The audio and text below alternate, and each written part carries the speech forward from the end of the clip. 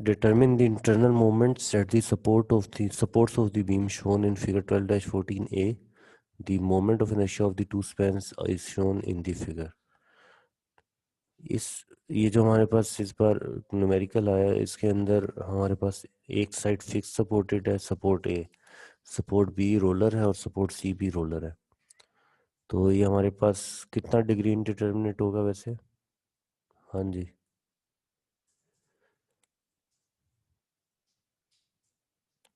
1 degree, sir 2 तो degree, 3 degree. 2 degree sir, ये हमारे पास सर 2 डिग्री इंडिटरमिनेट है। 3 अननोन है ए सपोर्ट पे, एक अननोन है बी सपोर्ट पे और एक अननोन है सी सपोर्ट पे। टोटल 5 अननोन्स हैं हमारे पास। इक्वेशंस ऑफ इक्विलिब्रियम 3 होती हैं, तो 5 - 3 2 डिग्री इंडिटरमिनेट है ये।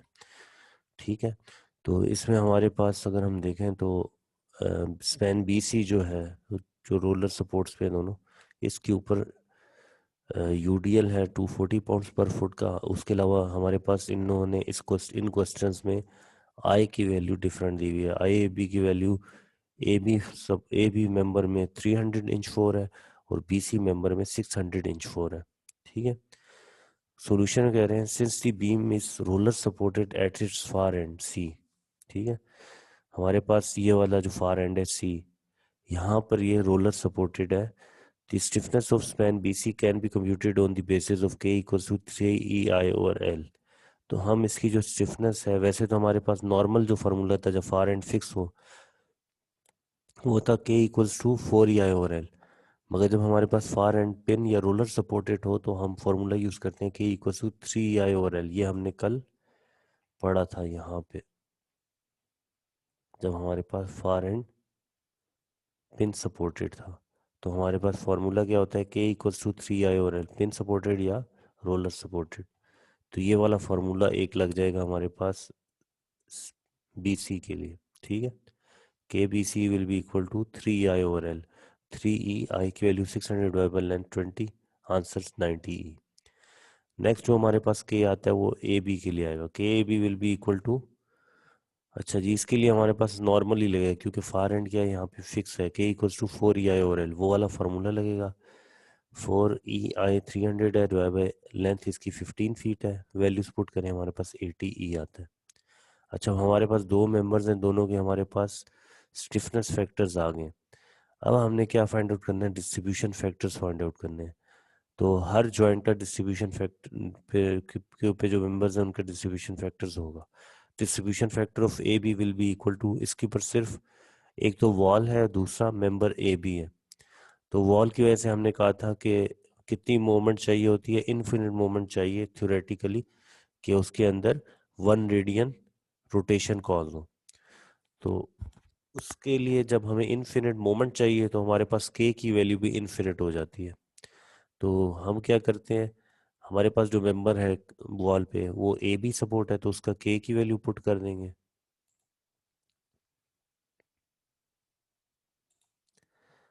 उसके के ए बी की वैल्यू यहाँ पे आ गई।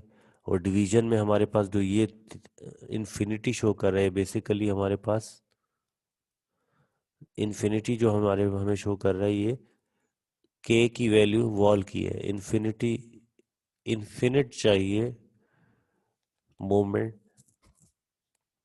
1 रेडियन रोटेशन कॉज कराने के लिए, तो के की वैल्यू भी इन्फिनिट होगी क्योंकि एम इक्वल्स टू के थीटा था, अगर आपको याद हो तो। और इसमें जब हम वैल्यूज पुट करते हैं, एक तो वॉल की स्टिफनेस आ गई इन्फिनिटी, दूसरी हमारे पास मेंबर ए बी की स्टिफनेस 80E आ गया। इसको सॉल्व करें, anything divide by infinity is equal to 0। जी जमाल फारूक। सर वैसे हम लोग मोस्ट ऑफ द केसेस में ये ई आई हम लोग कांस्टेंट नहीं लेते सर। तो अगर 4 EI यूज करें या 3 करें या 2 करें तो वो मतलब उसमें हम ई आई क्वाइट वेरी, कांस्टेंट लेते हैं, मगर इस केस में आई कांस्टेंट नहीं, आई की वैल्यू डिफरेंट है दोनों स्पेंस में। ये जो बाकी 3 नेक्स्ट केसेस पढ़ रहे हैं हम, इनमें सब में डिफरेंट है। क्वेश्चन में आएगी वैल्यू डिफरेंट होगी, अगर क्वेश्चन में अच्छा डिफरेंट अच्छा। होगी तो सब में डिफरेंट होगी। बस सही है, ठीक। अगर क्वेश्चन में उन लोगों ने आई की वैल्यू डिफरेंट नहीं दी हुई तो इसका मतलब है सेम है, ई आई इज कांस्टेंट दिया होगा। अगर उनने डिफरेंट दी हुई आई की वैल्यू, फिर ऑब्वियसली फिर चेंज होगा। ये क्लियर हो गया distribution factor A B equal to 0 क्यों है? जी सर। अच्छा जी, next is distribution factor B A. ये बेसिकली हमारे पास, अब ये तो हमने जॉइंट ए किया था ना, ये जॉइंट ए के ऊपर था distribution factor A B.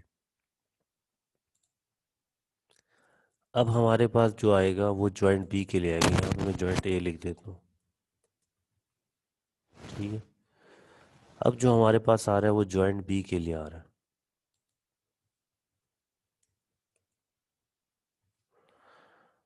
Joint B में हम देखें तो हमारे पास दो मेंबर्स हैं, एक बी ए मेंबर है और एक बी सी मेंबर है। तो डिस्ट्रीब्यूशन फैक्टर जब हम बी ए का निकालेंगे तो हम क्या करेंगे, के बी ए टॉप पे लिखेंगे, जिस तरह यहाँ पे हुआ हुआ भी है। तो के बी ए टॉप पे होगा, ये वैल्यू आ गई यहाँ पे। ठीक है, और डिवाइड में क्या आएगा, डिनोमिनेटर में जितने मेंबर्स हैं उन सबका के सम। तो हमारे पास डिनोमिनेटर में आ जाएगा के बी ए और के बी सी। तो के बी ए हमारे पास 80 ई है और के बी सी हमारे पास 90 ई है। तो ये हो जाएगा 80 divide by 170 E. 80 divide by 170, इसको सॉल्व करेंगे 0.4706 आता है। उसके बाद हमारे पास जो नेक्स्ट आता है वो है K B distribution factors B C. B C में हम अगर देखें तो हमारे पास आता है डिस्ट्रीब्यूशन फैक्टर बी सी के लिए। बी सी के लिए हमारे पास क्या होगा, के बी सी टॉप पे आएगा 90 ई। ठीक है, और डिवीजन में वही 80 और 90 दोबारा आ जाएंगे, इनको ऐड कर लें 90 डिवाइड बाई 170। इसको सॉल्व करेंगे, हमारे पास वैल्यू आएगी 0.5294। ठीक हो गया। नेक्स्ट जो है हमारे पास वो डिस्ट्रीब्यूशन फैक्टर सी बी है। सी बी कैसे कैलकुलेट करते हैं, अगर हम देखें जॉइंट, ये बेसिकली जॉइंट सी बनेगा। सी बी के लिए क्या बनेगा, जॉइंट सी बनेगा।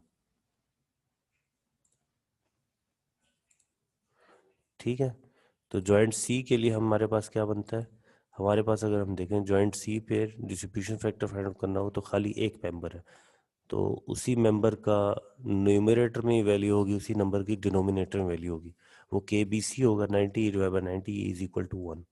ये हमारे पास रोलर सपोर्ट है, इसमें वैसे भी इक्वल टू 1 आता है, मगर कैसे आता है वो तरीका ये है।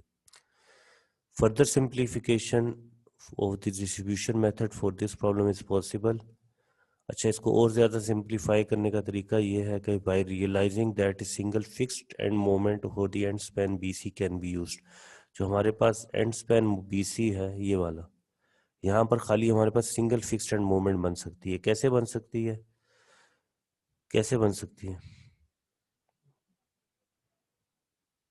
हाँ जी। सर क्योंकि लोडिंग दूसरी तरफ है रिपीट खाली। करें क्वेश्चन। जी, सर क्योंकि लोडिंग नहीं है दूसरी तरफ। लोडिंग तो है यार, बीसी में लोडिंग नहीं है। बीसी नहीं में नहीं सर जी, क्वेश्चन मतलब रिपीट करें। सिर्फ बीसी में दरम्यान अच्छा दरम्यान सर में जब रिपीट। रोक कर या रोलर हो तो हम टेक्स एंड मोमेंट देते ओके, बात यह है कि जब आपके पास दोनों जब हमारे पास फार एंड फिक्स हो जाए तो हमारे पास क्या आता है, दोनों साइड पे मोमेंट्स आती हैं। ठीक है, मगर हमारे पास इस केस में क्या है, ये जो फार एंड है ये रोलर सपोर्टेड है। तो रोलर सपोर्ट में क्या होता है हमारे पास, जब दोनों एंड फिक्स हो जाएं तो हमारे पास क्या है, अगर ये लगा हुआ यूडीएल लगा हुआ है दोनों साइड पे मोमेंट्स आएंगी। मगर हमारे पास क्या है, फार एंड रोलर सपोर्टेड है, तो ये वाला केस बनेगा। इस केस में क्या होगा, रोलर के ऊपर कोई मोमेंट नहीं आती क्योंकि वो मोमेंट रेजिस्ट करता ही नहीं है। सारी मोमेंट जो आएगी वो खाली एक साइड पे आएगी, वो आती है WL²/8 इस फॉर्मूला से। क्लियर होगी ये बात? जी सर। ठीक है, ये भी ये बात कर रहा है। Using the right hand column of the table on the inside back cover of uniformly loaded span having a one side fixed the other pin we have fixed end moment BC is equal to WL²/8। और ये negative है। Negative क्यों है, कि जब हम इसको जिस तरह उसने शो किया हुआ है, हम ये फार एंड को पिन सपोर्ट करेंगे। ठीक है, और ये हमने जो हमारे पास इंटीरियर सपोर्ट होती है इसको हम लॉक करते हैं, ये आपको बताया था हमने।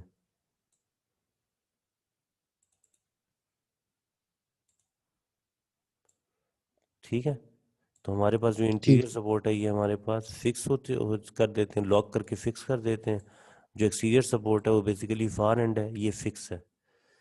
तो इधर हमारे पास क्या सिचुएशन है, इधर हमारे पास ये सिचुएशन है कि यहाँ पर तो कोई मोमेंट नहीं आएगा रोलर सपोर्ट पे, मगर यहाँ पर मोमेंट आएगा जो ये रेजिस्ट करता है बेसिकली।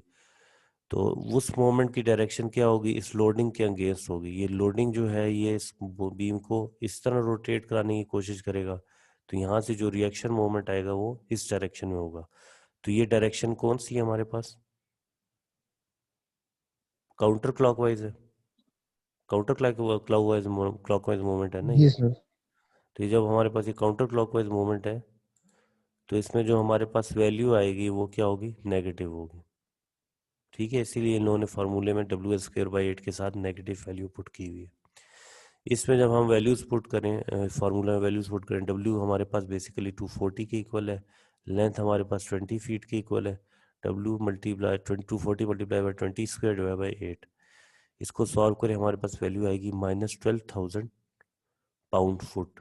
ठीक है, तो इसमें हमारे पास खाली एक फोर्स, एक मोमेंट यहाँ पे आ रही है दरमियान में, -12,000 पाउंड फुट, उसके अलावा और कुछ भी नहीं है। राइट साइड पे भी 0 है और यहाँ पे भी कोई फोर्स नहीं है, तो कोई मोमेंट नहीं आ रहा। तो इसको अब हमने बैलेंस करना होगा इस -12,000 को। तो foregoing data are entered into table, इस टेबल में वैल्यूज पुट करेंगे and the moment distribution is carried out. अच्छा जी,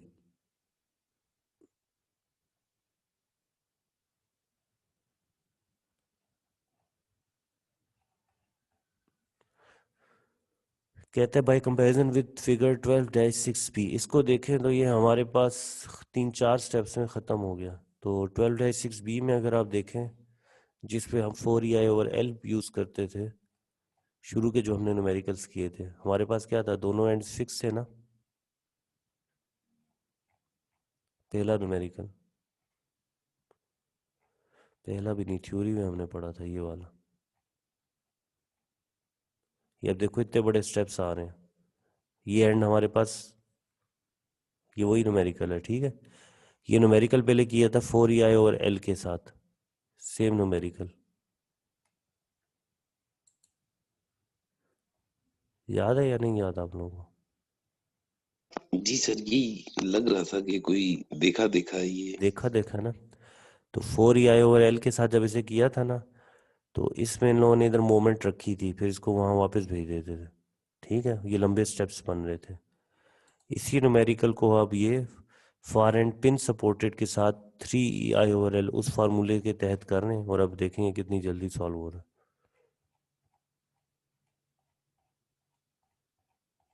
सर वो उस फॉर्मूले के साथ करें तब भी सही हो सकता है।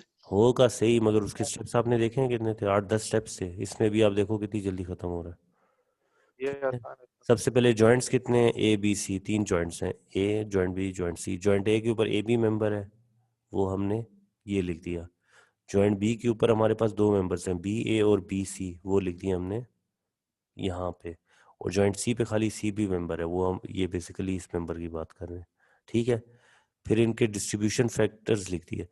AB का डिस्ट्रीब्यूशन फैक्टर हमने कैलकुलेट किया था 0, यहाँ पुट कर दिया। ठीक है, BA का कैलकुलेट किया था 0.4706, वो ये पुट कर दिया। BC का कैलकुलेट किया था 0.5294, वो ये कैलकुलेट कर दिया।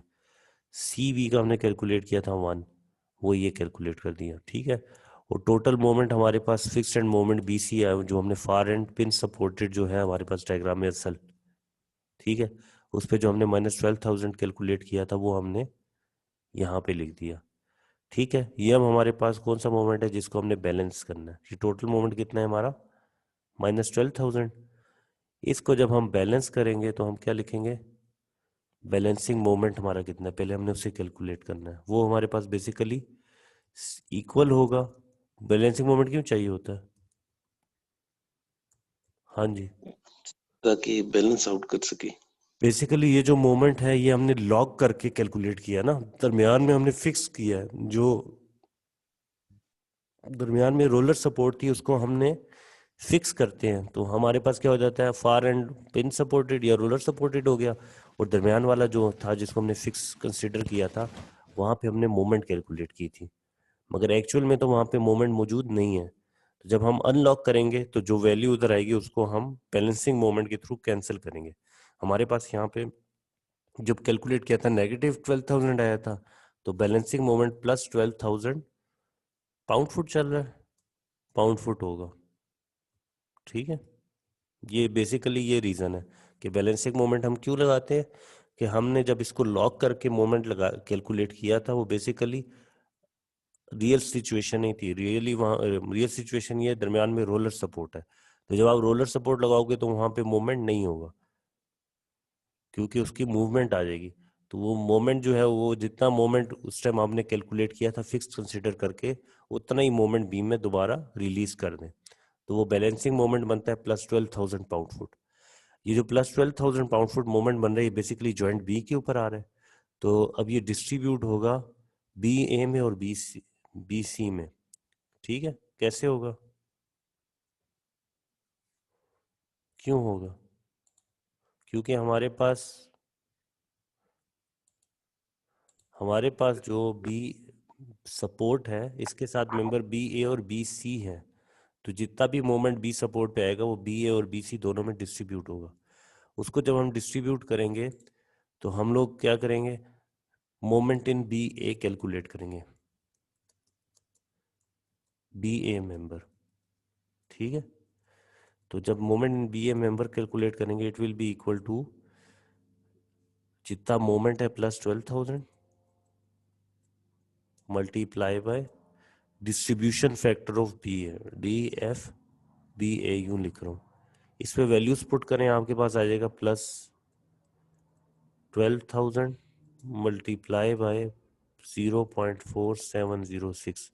सॉल्व करके आपके पास वैल्यू आएगी 5647.2। ठीक है, और सिमिलरली हम this moment in B C calculate कर सकते हैं। वो क्या होगा, moment in B C member will be equal to plus 12,000 multiply by distribution factor of B C, और वो हमारे पास है 0.5294। इससे जब मल्टीप्लाई करेंगे ये हमारे पास वैल्यू आएगी 6352.8। अच्छा जी, ये हमारे पास कैलकुलेशंस आ गई। तो अगर हम इसको फर्दर देखें तो बी सी से हमारे पास जाना चाहिए कैरी ओवर सी बी में, मगर हमारे पास वहाँ पे रोलर सपोर्ट है तो कोई कैरी ओवर नहीं होगा। ठीक है, और जो हमारे पास बी ए से कैरी ओवर जाएगा वो ए बी में जाएगा, यूं ही होगा ना। जी सर। हमारे पास जी वैल्यू आई थी बी सी में, ये बी सी है, इधर से वैल्यू आएगी सी बी मेंबर में, मगर वहाँ पे पिन सपोर्ट है, वहाँ में ट्रांसफर नहीं होगा। नेक्स्ट हमारे पास वैल्यू आई थी बी ए में। बी ए में बेसिकली हमारे पास आगे जो मेंबर है वो ए बी है और वो फिक्स सपोर्ट पे है, तो फिक्स सपोर्ट मोमेंट को एब्जॉर्ब करती है, इसलिए वहाँ पर कैरी ओवर होगा। कैरी ओवर कितना करते हैं, half times of this value. वो 5647.2 का हाफ ले लें 283223.6। तो अब हमारे पास और कोई मोमेंट नहीं है बैलेंस करने के लिए, सबका सम ले लें 2823.6 5647.2 बी ए पे आ गया, बी सी पे -5647.2 आ जाएगा और सी पी पे 0 आ जाएगा। ठीक है, तो हमारे पास इसका सोल्यूशन ये आ गया। और यही न्यूमेरिकल जब हम 12-6 बी में देखते हैं तो वो कितना बनता था वो भी देख लेते हैं, वो कितने स्टेप्स में उसने कैलकुलेट किया।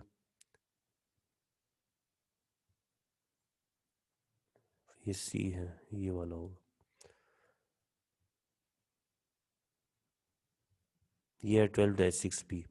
इसको अगर देखें तो इन लोगों ने क्या किया था, एक एक मोमेंट को उठाया फिर उसको कैरी ओवर कराते थे, फिर इधर कैरी ओवर हो रहा है, फिर दोनों साइडों पे कैरी ओवर हो रहा है। यहाँ से क्योंकि रोलर सपोर्ट है तो इसको दोबारा यहाँ से भेजते रहे जब तक ये बिल्कुल 1.80 के करीब नहीं पहुंच गया, तब इन लोगों ने इसको छोड़ा।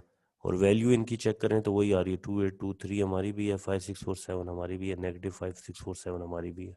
ज़्यादा फर्क वैल्यूज में नहीं आया, तकरीबन बराबर ही है।